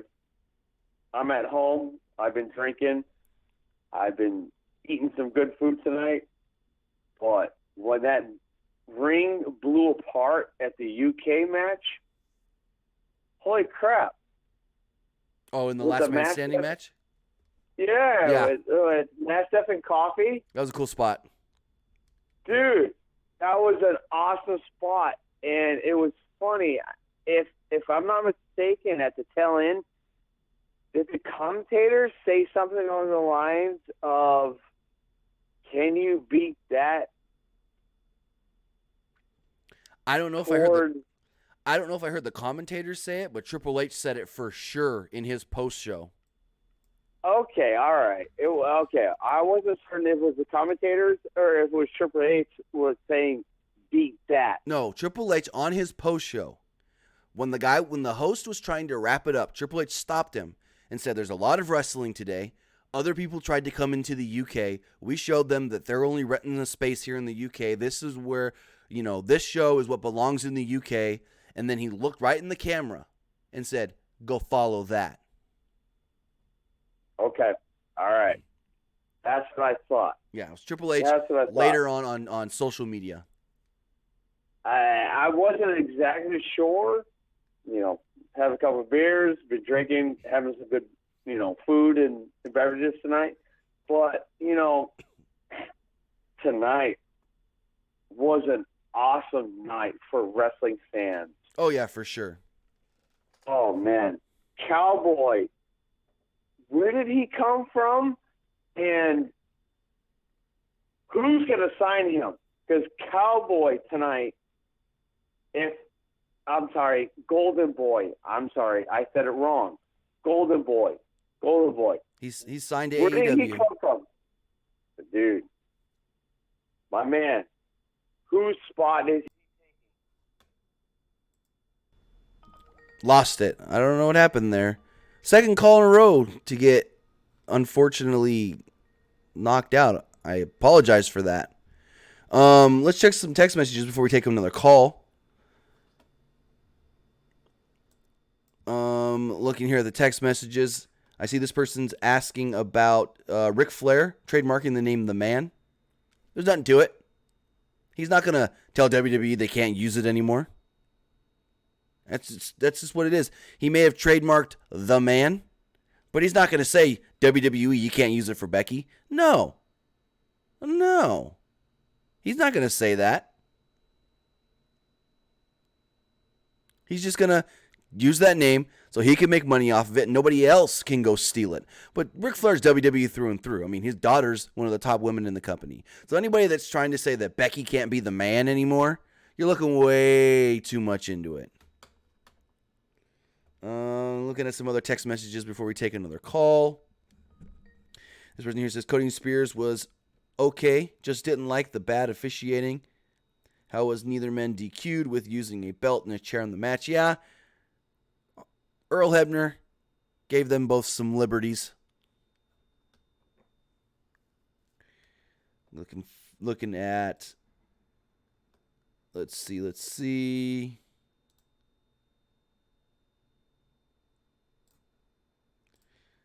Looking at a couple more of these text messages. Daniel Soto says, what was the third show? It was New Japan Pro Wrestling Royal Quest. I haven't actually not watched that show yet. But I did hear good things. I heard that Zack Sabre Jr. and Tanahashi had an amazing match for the Rev Pro title. And I heard the main event of Suzuki and Okada was really good as well. This person's asking about Kylie Ray. So if you weren't here at the top of the show when we did talk about Kylie Ray, I don't know exactly what's going on. So we don't know the whole story. But according to Shawn Ross Sapp of Fightful, who was at All Out and was backstage after the show when they were doing media stuff, when different wrestlers and Tony Khan were talking to the media, Tony Khan was asked what's going on with Kylie Ray. And he did state that Kylie Ray asked for her release.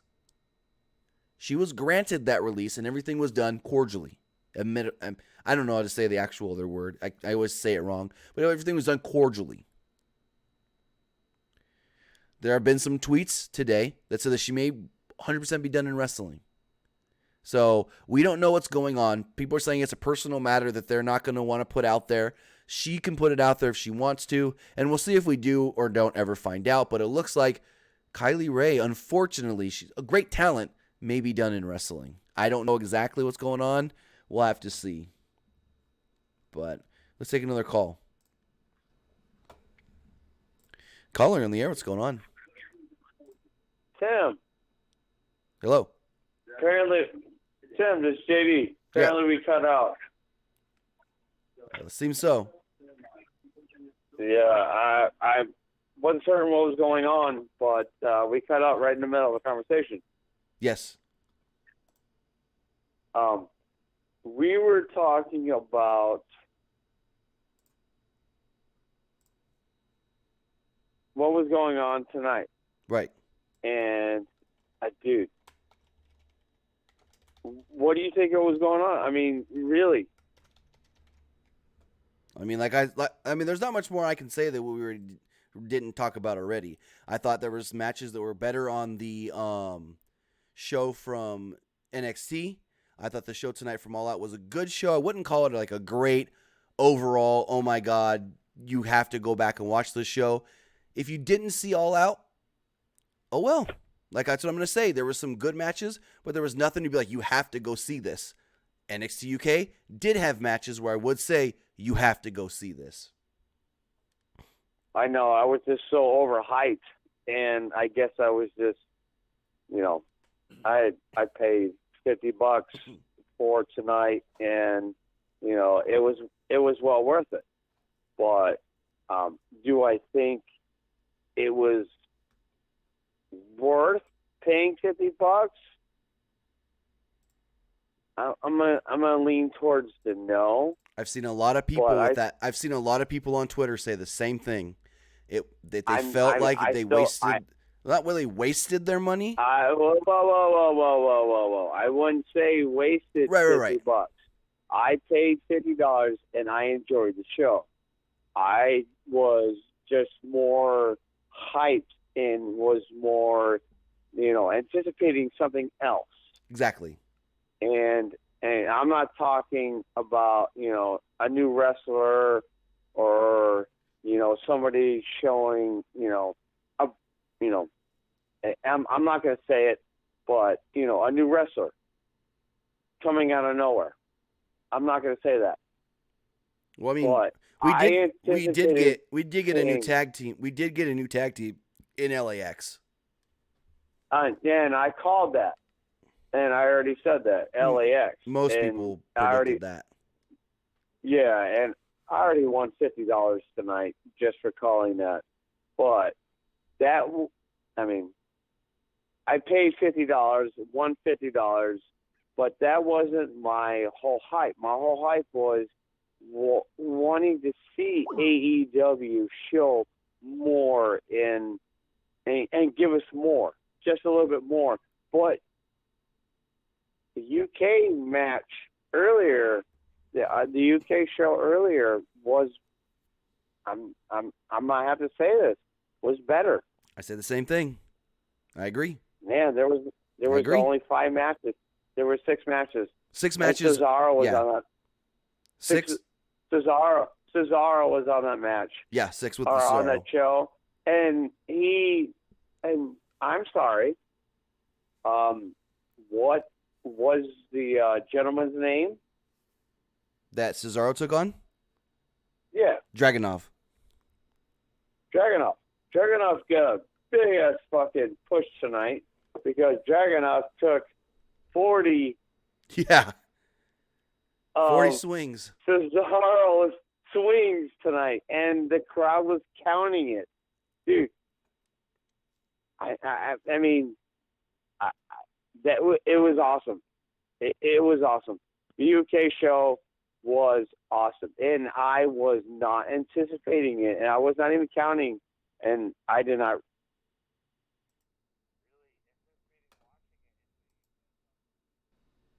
Oh, it looks like he cut out again. I don't know if it's an issue with his phone or not. It's the second time that happened to him, but just looking at the chat before I take one other call here, I did see Stephen Mullins says AEW is too overhyped. I don't get the hype. I can kind of see that. I can see where that could be a thing. So, people expected more from the AEW show than what we got tonight. I'm just gonna say. So, we'll see how they go going forward. They got TV starting on the 2nd, but let's take another call. Calling on the air, what's going on? Hey, Tim? Yes. Hey.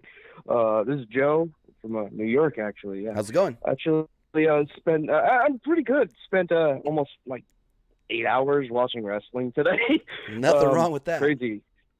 Honestly, great time. But I kind of wanted to talk about I kind of went into All Out. I'll be up front. I'm not the biggest AEW guy. I think coming into the Wednesday Night Wars that are about to happen, I'm rooting for NXT. Those are my boys. Okay. I think AEW took some massive missteps today with booking. I think they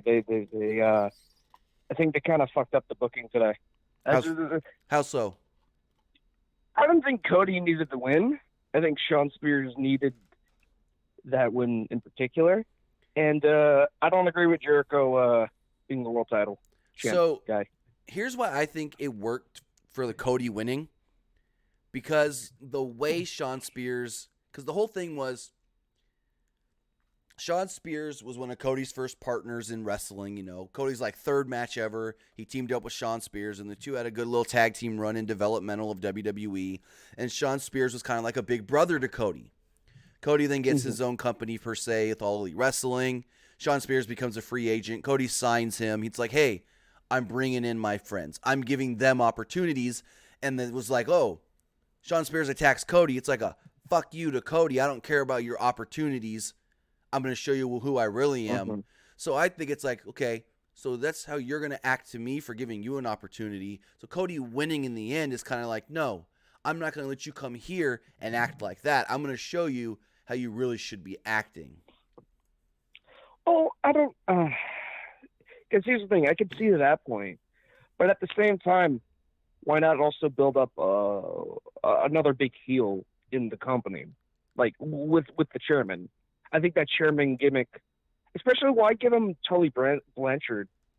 Sorry if I'm mispronouncing that, but why give him Tully Blanchard if at the end, like, at your biggest pay-per-view, especially All Out, you're just gonna like, just kind of a throwaway match. Well, the reason he got Tully was to, before the match even happens, put him over as a bigger heel, because the fear most likely was the 10 count.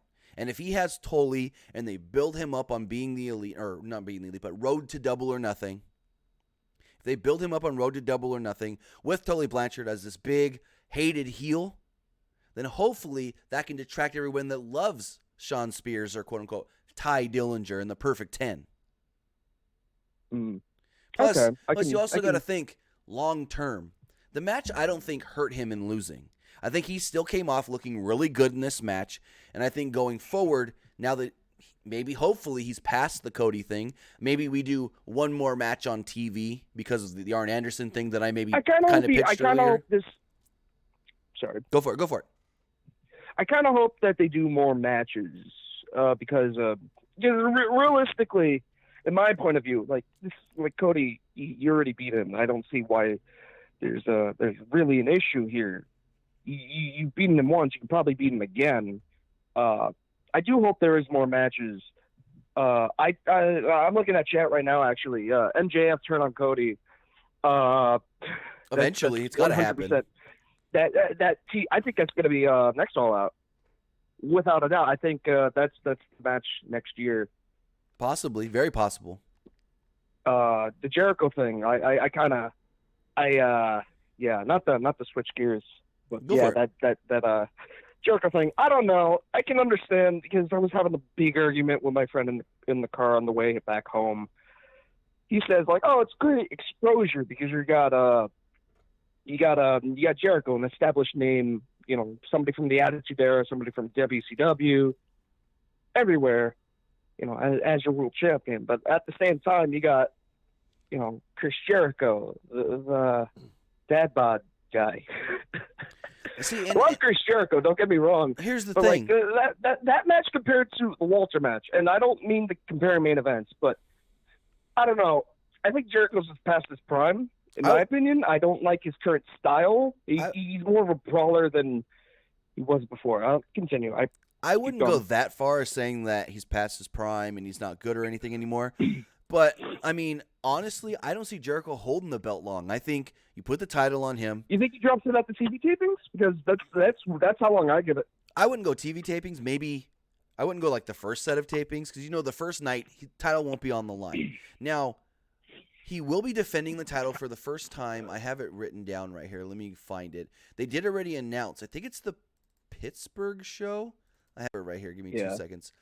Take your time. Don't worry, man. It was announced that he will be defending the championship. I want to say it's in Pittsburgh. He will be defending the title on Wednesday night, but they haven't, because we hadn't had All Out yet. They couldn't say, who the challenger is going to be or how we're going to crown a challenger. They had to, quote unquote, crown the champion first, and then they'll start building up to building a first number one contender and going forward. Yeah, I kind of just hope, it doesn't become like a WWE or WCW scenario where they're just like, oh, yeah, we're going to, which I don't think so. I don't actually think that, but I kind of hope, like, maybe it's probably just an irrational fear. We're like, oh, we're going to just put over all the established names before we actually put over, like, guys we like. I think, personally, I know people are complaining about Hangman, like, oh, he wasn't really established enough or whatever, but I as a person that's been watching Hangman for a little bit now, I think he deserves it, personally. But really quick correction: it's not Pittsburgh; it's Philly, Week 3. Okay. Yeah. Okay. So Full Gear probably. He'll probably drop it. So Full Gear. If not out of TVT. Yeah, Full Gear would be so he's defending the belt on the 16th.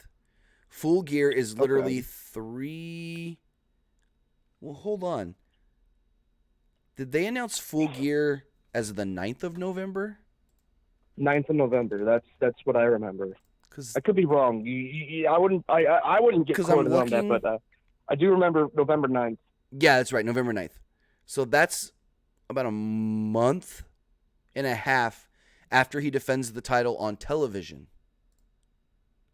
So But you're really gonna have your first champion kind of be like a transitional one? that's what I'm saying. at that point, too? I wouldn't have him lose the title that quickly, Mm-hmm. but I could see him losing the title on the November 9th pay-per-view. Okay. You Okay. go I you could go see that. 2.5 months or so with Jericho as your champion just to get that name value for television, and then boom, he could drop the title at Full Gear. If you don't mind me asking, who do you see? Do you see Hangman winning that, or I would like to Some see other- Hangman. I would like to see Hangman beating Jericho for the belt, but I think November 9th may be a little too soon for Hangman. That is. okay? Well, who do you see taking that title off him? I mean, it's tough. For some reason, my mind keeps going Omega only because Omega's going to be in that first TNT match with Jericho in the 6-man. So I don't know if maybe that's establishing something. Maybe that establishes Omega for the show in Philly. Well, maybe, I don't know. Maybe because what I'm noticing is he's fighting all the members of the Elite. Right. He hasn't fought Cody yet. As much as I don't like, not to say I don't like Cody, but as much as I wouldn't want Cody to win the first, one of the first champions, I think they could build to Cody maybe winning that title at a certain point. But I could possibly see Cody doing that, and then down the line, if they want to, MJF, Cody, AEW title. So I get where you're coming from. You don't want to see Cody win it so early. And I've already seen people online saying Cody shouldn't win that title in the first year because it would be like Jeff Jarrett giving himself the NWA title in TNA. That's my fear. But I do see. I wouldn't be surprised if he competed against Cody Jericho. That is. I mean, why not have somehow Cody gets that first match in Philly and he gets screwed by Shawn Spears? Keep that story going somehow. That makes sense. Okay. See this train. I see where it's going. Just spitballing ideas. Yeah. You could give it to. Yeah. Okay. Because if you think about it, they've now got a whole month to build that first episode of TV. Yeah. Damn. It's 4 weeks, and it's only with being the Elite. We don't know if they're going to do another Road 2 show since the Road 2s have only been Road 2 the pay-per-view. And I don't know. I would have liked to see the TV come a little sooner after the pay-per-view and not a full month. Because there might be some people that watched All Out and was like, oh, that was an okay show, and then don't go to watch them on TNT. By all means, that All Out was very hard to follow UK. I'm gonna be honest, I attribute that to NXT UK only having really 2 takeovers. This being the second one. Correct. So that crowd was gonna be hot no matter what. I think the crowd had significantly much more to do. It was a different crowd than the first takeover because they were in a different country. The first one was in Blackpool, England. Well, this show was in Cardiff, Wales.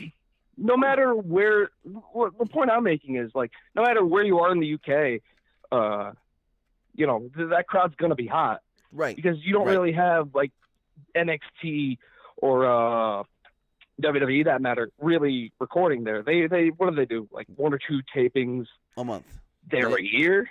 Whoa. And I'm talking WWE in general. I'm not talking about UK. Main roster does 2 Raws and 2 SmackDowns in the UK a year. Exactly. That crowd was going to be hot no matter what. AEW, they're doing I was taking a look at some of what Tony Khan was saying. They want to do All Out in Chicago yearly. Yes. Which I think is a brilliant idea if they want to do that.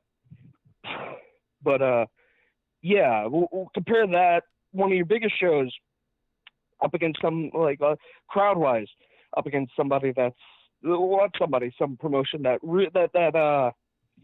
one doesn't really have that much showings, and 2 has basically one of the hottest, arguably hottest wrestling crowds out there. Right. Yeah. Yeah. I don't know. I don't know what else to say there. But, I think that contributed to why UK was, because it felt like much more of a personal show. I don't know, because I was with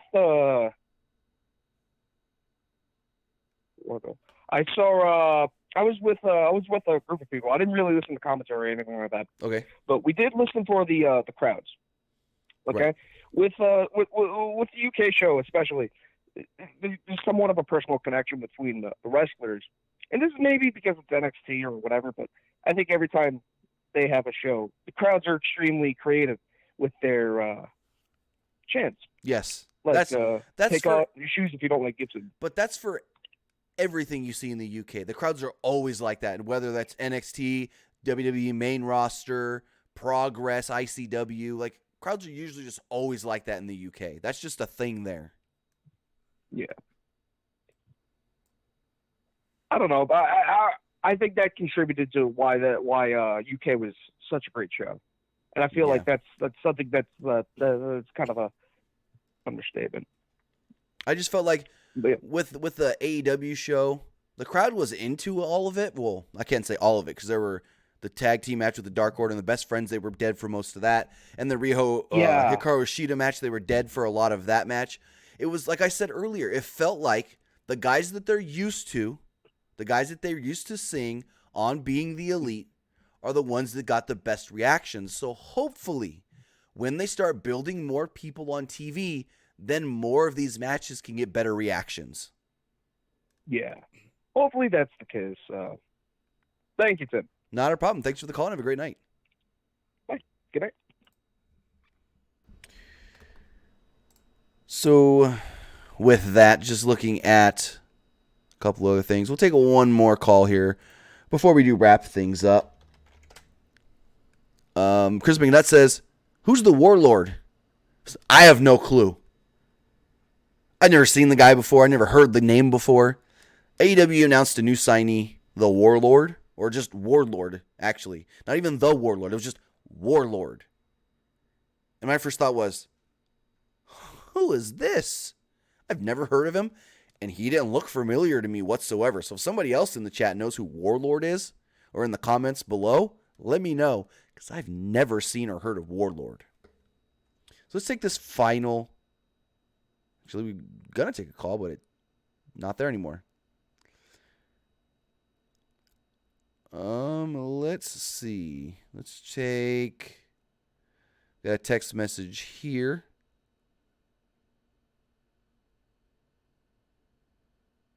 Person asks about the King of the Ring. Says, who do you think is going to win King of the Ring? I have no clue. I thought King of the Ring could be won by Drew McIntyre, and he was kicked out of the first round. So now I'm at a toss-up, Ricochet or Andrade. Both guys can really use the win. Let's go with that. With that, I want to say thank you to everybody who did join me here tonight to talk about All Out and a little bit talk about NXT UK. That did get brought up, and again, great show. If you haven't seen NXT UK, go watch it. Thank you for joining me here. Thank you to everybody who watched later. Thank you to everybody who listened on podcast services all around the world. iTunes, SoundCloud, Stitcher Radio, iHeartRadio. We're on all those different podcast services. Again, thank you and have a great night. We will be live again following Monday's Monday Night Raw. Good night, guys.